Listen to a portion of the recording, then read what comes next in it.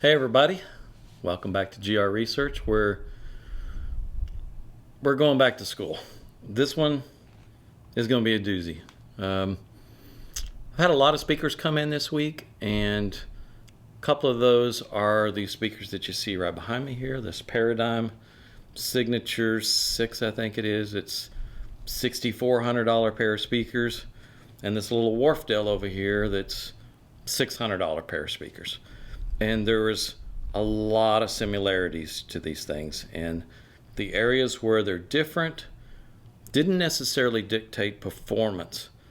And really the heart of a speaker gets right down to what's inside.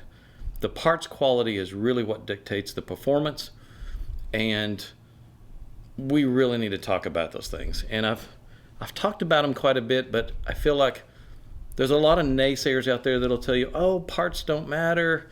If the capacitor's this or that, so long as it's within tolerance, it's going to sound the same. All of that's garbage. I can tell you definitively and without a doubt, the difference in the qualities of the parts themselves can be dramatic. I mean dramatic. There are budget level parts that are the cheapest parts you can buy. There are budget level parts that are reasonable quality. There are levels that start going up from there, and then there's crazy amount of monies that you can spend on parts.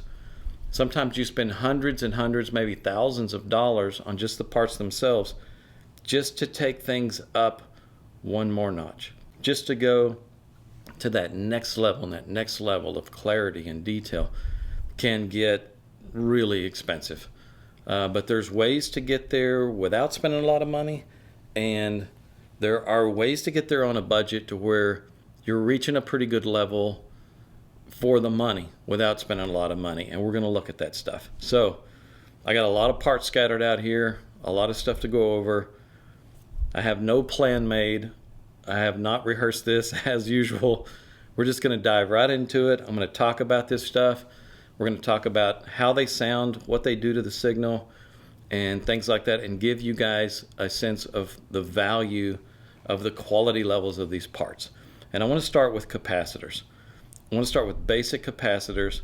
Over here on this side, I've got a bunch of 10 microfarad capacitors. And this is your bottom of the barrel. This is a 10 microfarad electrolytic capacitor, and these are the ones that are 50 cents a piece. You see them in the cheapest of speakers because they're the cheapest thing you can do. You do a little electrolytic cap, a tiny little iron core inductor, a little dental floss gauge. You can put stuff in there and not spend any money. However, these parts really degrade the sound quite a bit. I mean, a capacitor technically is an energy storage device.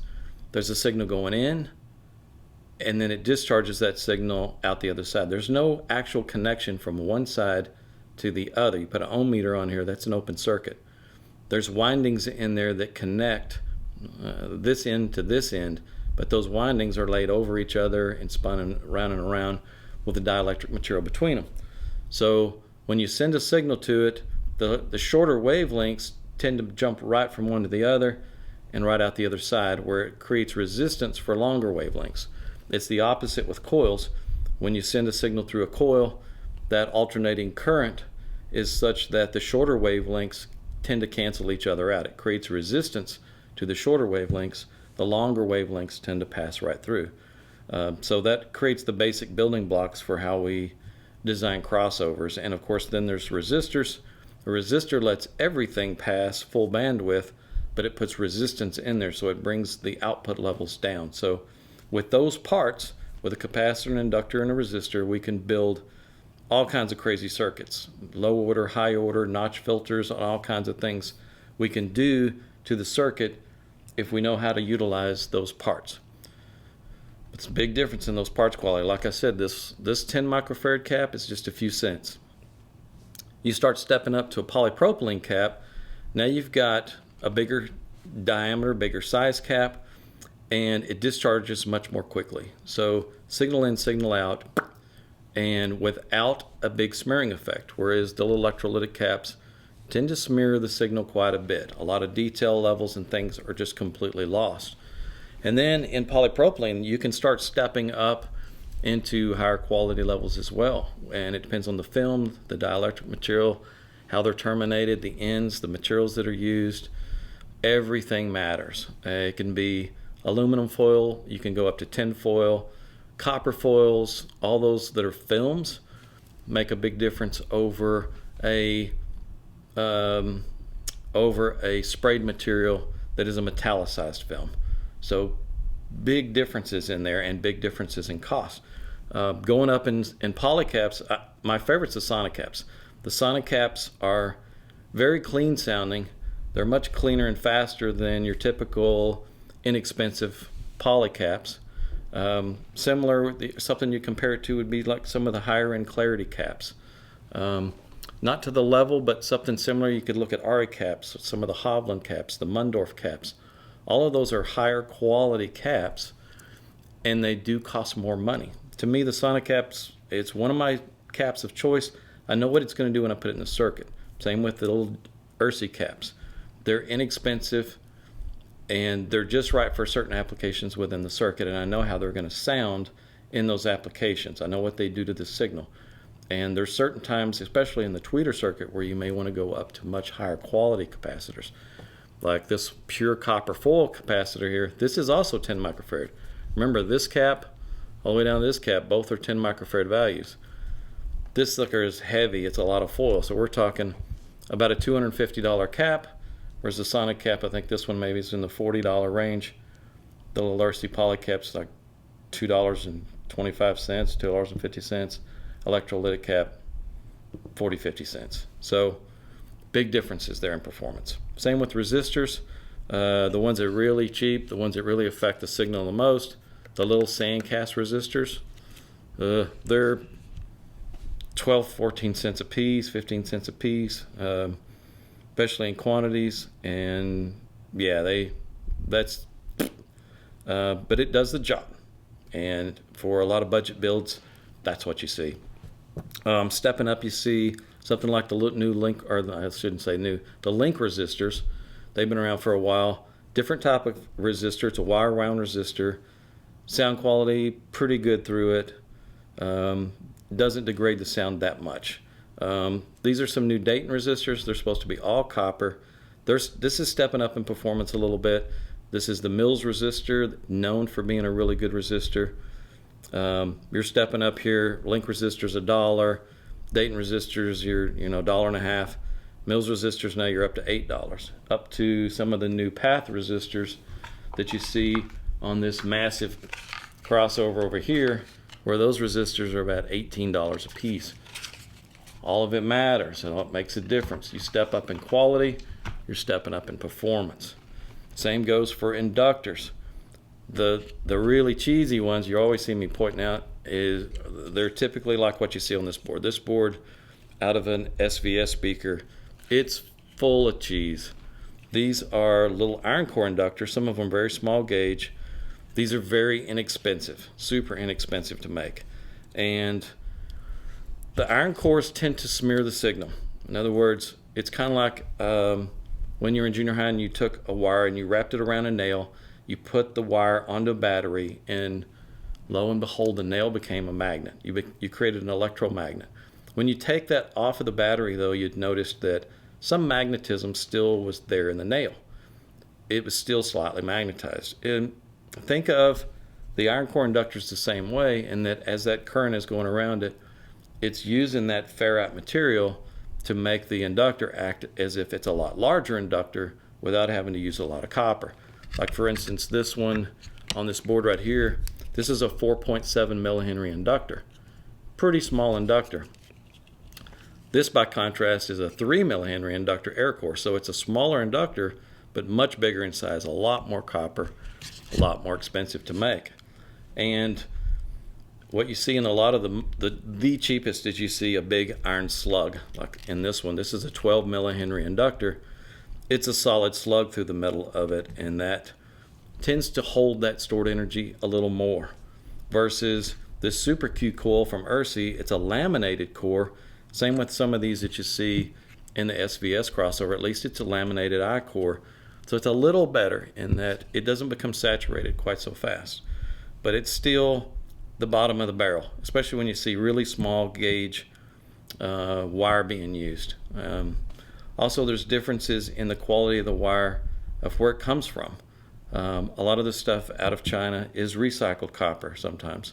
The copper quality can be 94 to 96% copper, whereas the stuff you get from ERSI, 99.99% pure copper. Some of the ones from Solon, same thing, real high purity copper. There's a big difference in how it sounds. It's also a lot more expensive to buy US made inductors versus some of those from China because it's recycled. So it's a lot less expensive than fresh milled new copper. Same with full inductors. You're stepping up in quality.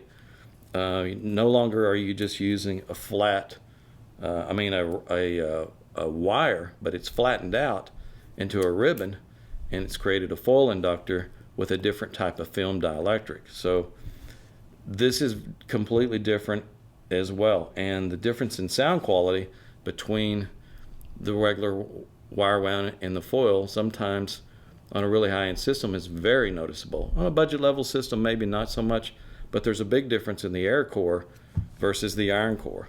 And sometimes you can use the iron core and get away with it, and it's fine for some applications. Like when you've got it in a really low frequency woofer circuit where those woofers are only playing up to, let's say, 200 hertz max. Everything from 200 hertz and down, you can get away with using at least a laminated I-core, and you don't really hear so much of a smearing effect at those lower frequencies. The wavelengths are just too long.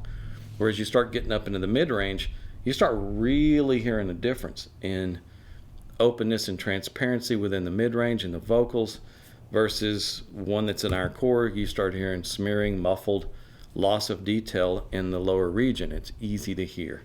So those are the basic differences.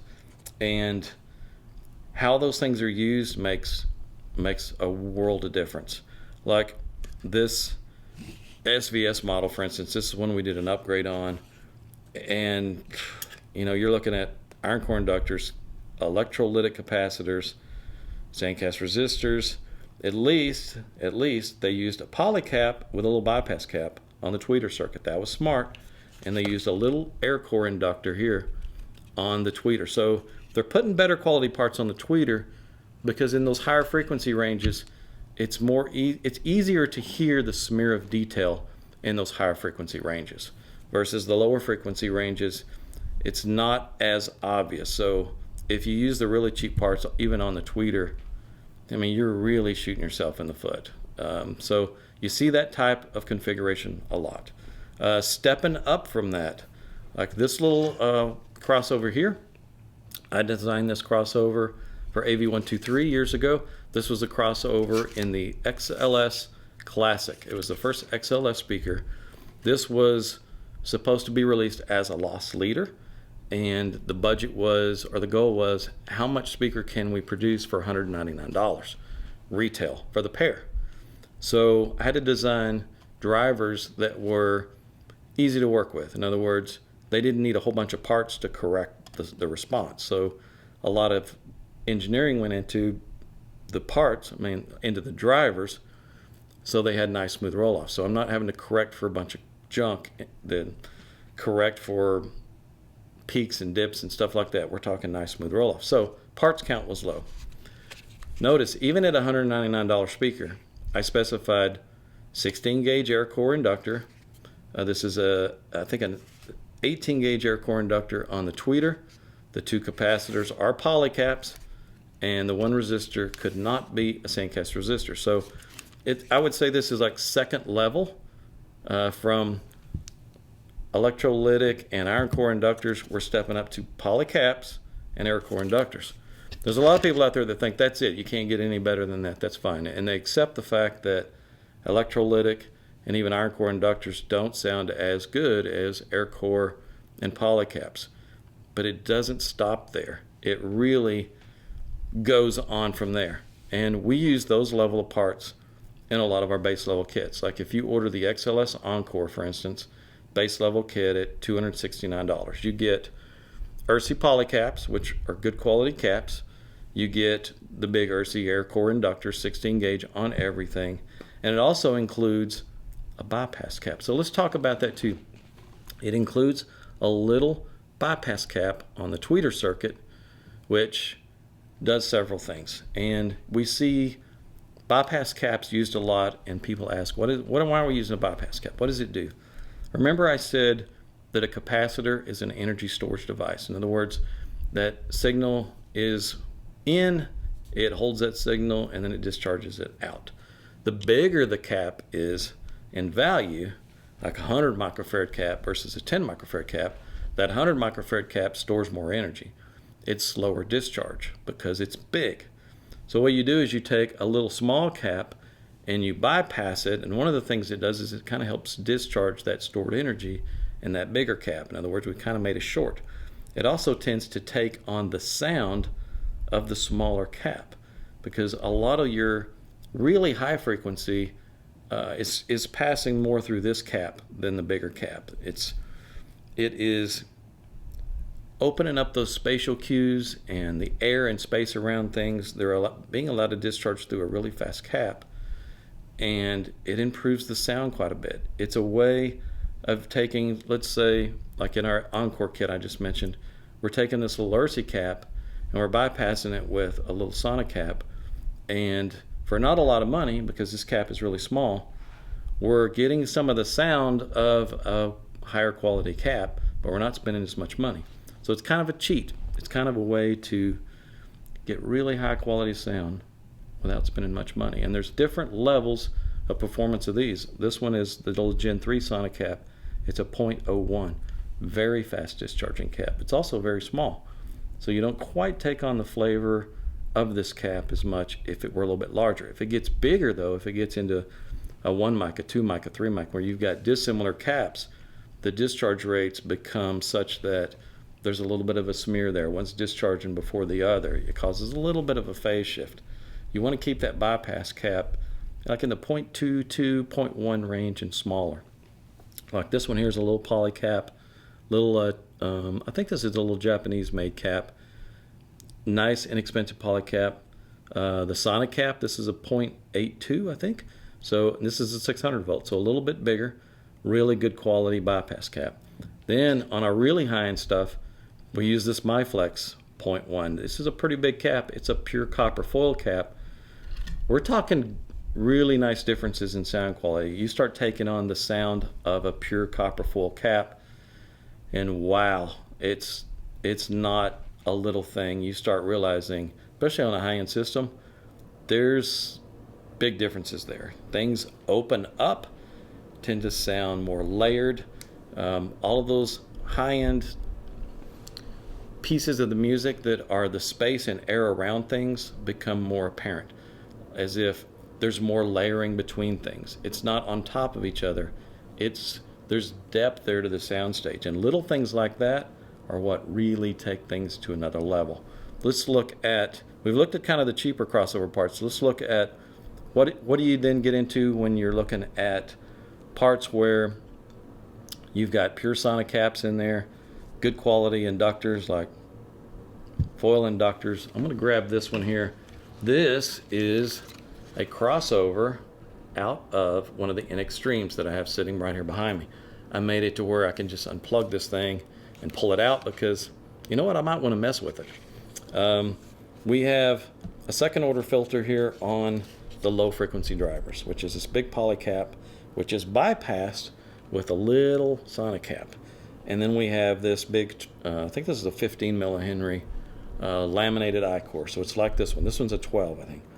And they're crossing at about 160 hertz, so we can get away with this. If this was an air core inductor here, that thing would be this big around and that thick, and it would be really expensive, and the gauge would have to shoot up to about 10 gauge or something to get the DCR down to what this one is. So it's not a bad position to put this type of coil in that really low frequency range. Again, if you get up into the 200 and up range, you don't want to use this type of coil. Now, vocal region, mid-bass drivers work. We've got foil inductors, we've got a Sonic cap. The cap that's pulling the bottom end off of it and part of the high pass filter, we've got a bundle here making 100 microfarad cap value. So there's 4 caps here and a little bitty bypass cap that's in there somewhere. It's right there. That is making up that 100 microfarad value. So we've got a faster, cleaner discharge cap by using this big bundle. And then the tweeter circuit, we've got a sonic cap bypassed by the MyFlex pure copper foil cap. This is the serious stuff. This is when you're getting into really high levels of performance. This is where things really change when you go from even this level here of just inexpensive polycaps to getting up into that level. It's big. And then of course, this little network here I pointed to a minute ago, this is a network for the NX Studio monitors that one of my employees, Hobbs, put together. He used pure MyFlex copper foil cap on the tweeter circuit and bypassed it by a 0.1. And it has a MyFlex pure foil cap bypassing the sonic cap in the mid circuit. It's got foil inductors on everything. It's got the path audio resistors. Just these caps alone, and these are heavy. I think these are about around $500 a piece. And I know some of you are gasping thinking, $500 a piece. When you get to that level though, you start listening to the difference and thinking, wow, that's worth it. I can't go back. It's too much of a difference. Now, will you notice it on a budget level system? No. I don't recommend spending high-end parts on a budget level build. It doesn't make any sense. You have to stay within the budget of what you're trying to do and get the most for that budget. But when you're getting to the point where budget isn't a limitation, you want to take it to the highest level, you want the best performance, spending another $1,000 may not be that much of a decision. You may just want to say, heck yeah, that's what I have to have, because it definitely sounds better.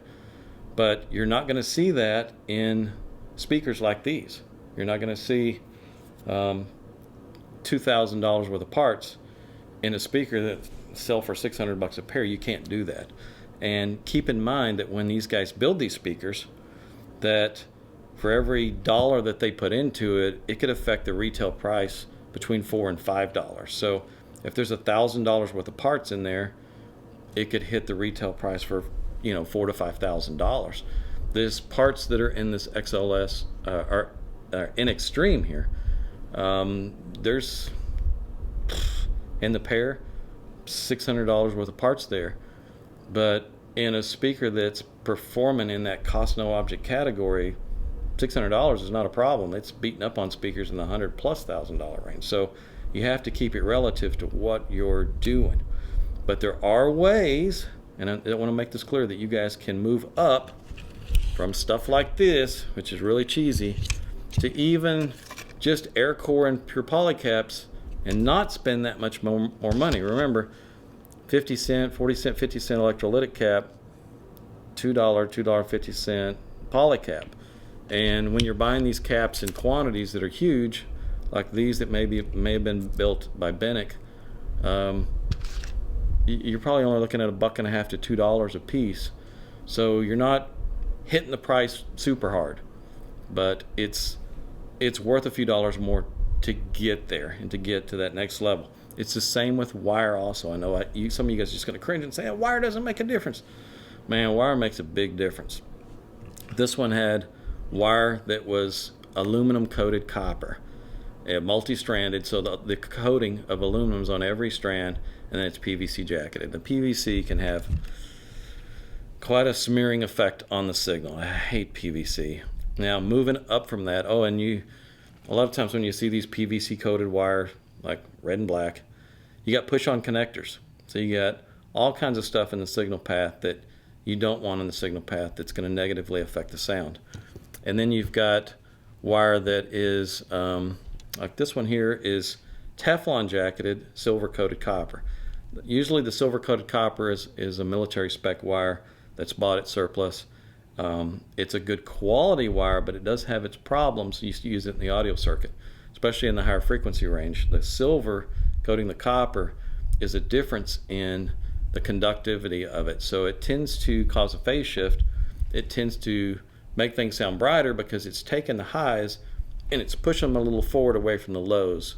Like you listen to an acoustic guitar and you hear the detail in the strings, and then you hear the body of the guitar, and it's kind of separated, versus a high purity copper wire will allow you to hear that as one instrument. You hear the detail and the body together, whereas the phase shift from the silver coated copper tended to make it sound like two separate instruments. So I'm not a big fan of the silver coated copper.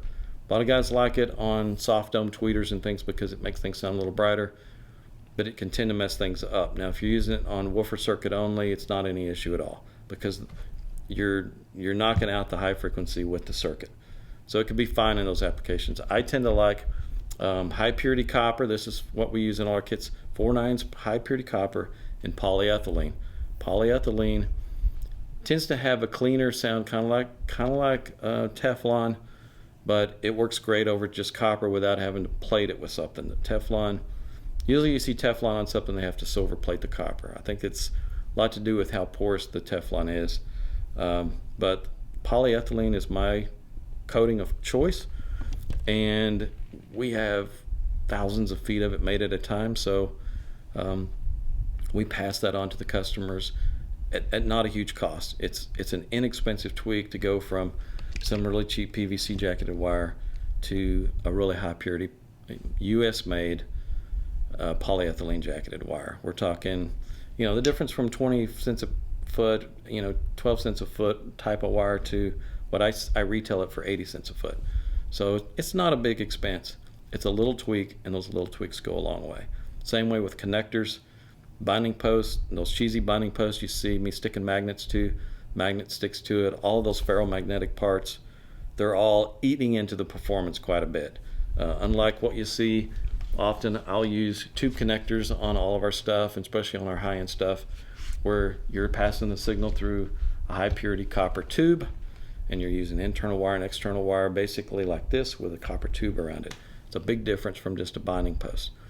And this stuff really, really matters. So when I do the next video, I want to talk about the difference between what's in the Wharfdale versus what's in the Paradigm. I want you guys to understand where those things fit. And when I look into some of the high-end speakers out there that are fairly expensive, sometimes most of those speakers have this level of parts in there. You see, like on the ATCs, those are fairly expensive. Great drivers. You see this level of parts, just good polycaps, air core inductors. There were some sandcast resistors in some of those. You see in the Revels that I did that were $4,000. This is the level of parts that you see. In the Dyne Audio stuff that we worked on, this was the level of parts that you see. It's still budget level, but it's reasonable quality, versus some of this stuff that's super cheesy. You see it in a whole lot of the speakers that we do. Almost everything under $1,000 that comes through here, they've got the cheapest parts they can buy. And that's why they don't sound like some of those really high-end speakers. So all of this to say everything matters. So I want you guys to have some perspective. What matters and where does it go in the circuit, so you can be better prepared for when we talk about like these speakers here, where those things fit. And yes, there are some good quality speakers out there that have this level of quality parts in them from the factory. I've designed some of them, like the little Usher BE718. I designed that whole crossover. We had it made in the US. We used ERC inductors, sonic caps. It had Mills resistors on it. It had JPS Labs internal wire. So there was a couple of like $250 worth of parts in that pair of speakers. We had those crossovers made, shipped to China. Where the quality of the Usher drivers was really good. And it was assembled there and shipped back to North America. Those speakers won every award at every magazine. They really stood out. The performance was crazy good because good quality parts made a huge difference. And I can guarantee you, it always makes a huge difference. So that's it for this one on parts quality. I hope it gave you a little bit of context so we can use that and think about those things as we go through these upgrades, and in a little bit when I do the video on these things. So hope you guys enjoyed it. I hope it was educational. Give me a thumbs up if you liked it. Give me a thumbs down if you hated it. If you're one of those naysayers out there that think the world is flat, I know I'm picking on those guys. you'll give me the thumbs down. I expect those. And hit the subscribe button, and I appreciate that. I love it when you guys are looking for the next video to drop and you're emailing me, want to know when it's going to come out and all that stuff. I know you guys are appreciating it, and I appreciate you guys watching. That's it for this one. I'll see you guys in the next video.